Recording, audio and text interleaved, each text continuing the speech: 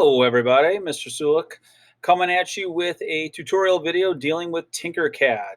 The title of this video is how to emboss and how to shell objects in Tinkercad. Objects are shapes. So this is a picture of an embossed shape. Okay, so you've got the base down below, and then you can see as it's raised, a 3D raised letter of the letter A.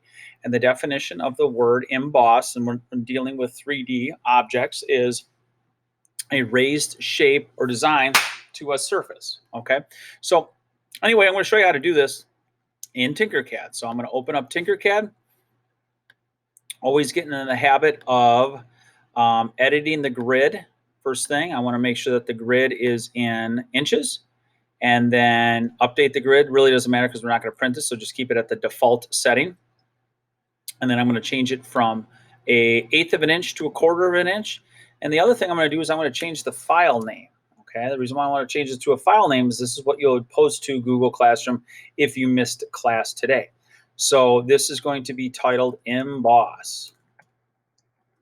All right, so got my work plane. I want to pull out an object. I'm going to pull out a boxed object. I'm going to change the dimensions of this box. Okay, it's no longer going to be a 1 by 1 by 1 object. It's going to be a 4-inch by 4-inch by, I'm going to put this more on the work plane here, and then I'm going to change the z-axis. That is the height, okay, the height of your object. Okay, so if I hit front here, it would be the height, and I'm going to change this from 1 inch to 0.5 inches. So it's going to shrink it down a bit. Hit my home button.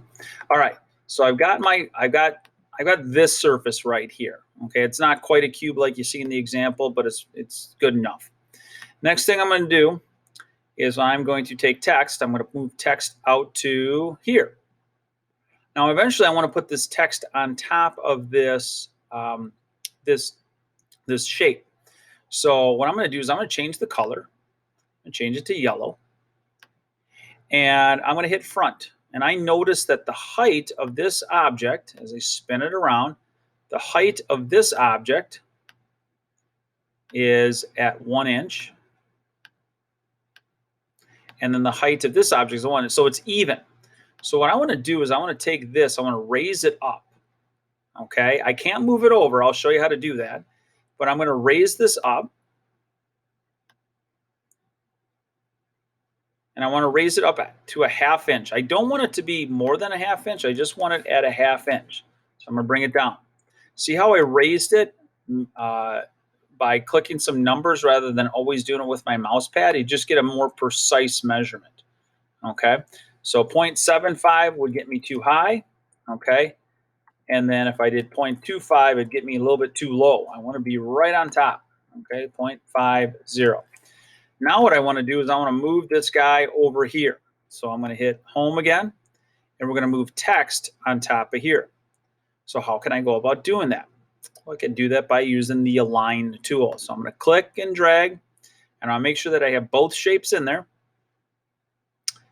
And I'm not grouping them together, not yet anyway. I'm going to go to align, click align, and then I'm going to align, get this sucker out of the way here. All right, I'm going to align it on the x-axis, which is right here. See, it didn't have to move a whole lot because it was pretty much centered. And then I want to center it right here. See how it shadows when I do that, when I go over that toggle here? Okay, it kind of shows me where it's going to get placed if I click it. All right. Now when I off-click it, the align tool goes away, and I click front, and I notice that I have this embossed. It's resting right on the top of this object, okay? Just like so. However, if I went to 3D print it, it would treat this design as two shapes because I have not grouped them together. So what I want to do now is I want to change that. I want to group them together. So I go to Group, and you notice text used to be yellow. It is now taking on a red color. Okay, but I didn't want it to take on a red color. So how do I go about changing that?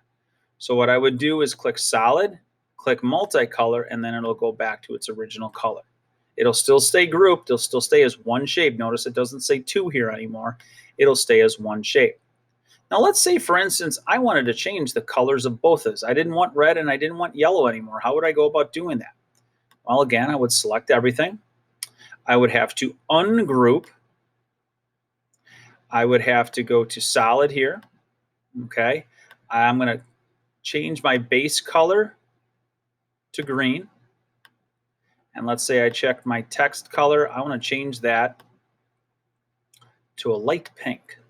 Okay, that is maybe the one of the ugliest color combinations I could have probably thought of. Okay, so again, if I select, still says two shapes here. Well, I got to make it one, and then I got to click multicolor, and then it goes back to that. Not too hard, right? Now, if I wanted to change the depth of this emboss, see, it's a 1/2 inch. It's barely touching here. Okay, so what I could do is click, drag, ungroup, hit front.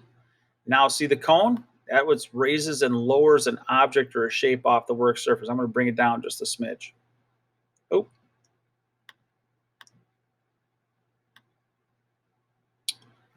I'm not grabbing something correctly here. Okay, now I'm doing it. Now I'm going to just go down. And now I sunk it in. See how it's down further? I could even bring it down a little bit. Nope, it disappears. Most I could go down is a 1/4 inch. I'd still have a 1/4 inch here. All right, and if that's how I wanted to run with this, perfectly fine. Hit home, make it a shape. What's going to happen when I click this, though? It's going to change the colors. I want to have that multicolor to it. Okay. Now at this point, you're going to click Send To. You're going to save that object, download it locally to your computer. Sometimes it automatically takes it to Google Drive. Sometimes it doesn't. Wherever it gets saved on your computer, that's where you're going to post it on this assignment. Okay, so you post that work here. However, we're not done yet. As I said, we're going to do two things. Okay, so back over here. All right, I'm going to ungroup text from the work plane or the box. So I'm going to ungroup. Now, in order to what is called shell or hole an object, in order to do this, that means to remove material from a part interior, creating a hollow cavity. See how this is hollowed? Doesn't go all the way through. If it went all the way through, the word we would use is hole, H-O-L-E. But we're only going down to the surface where you can't see the bottom going all the way through. So with that being said, this is really simple from what we've done.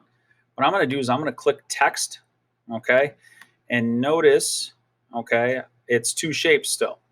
So I can click text, and I'm going to click the hole function. If I click top, you notice that it digs into the material, it goes into the material, but it doesn't go all the way down.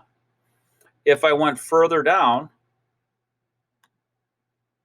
here, I could go through. I don't want to do that. See how it went through on the other side? I don't want to do that. I just want to bring it down far enough where I know it's going to hole out a portion of it. Not done yet, though. I've got to make it a shape. So I'm going to go here. I'm going to hit group. And if I click top, see how it's hollowed out, but doesn't go all the way through? All right. So it's like that all over, right? So I hit home. Keep it at home so I can see the depth that it doesn't go all the way through, but yet I can still see the text. And then the next step is to go Send To. Save this now, okay?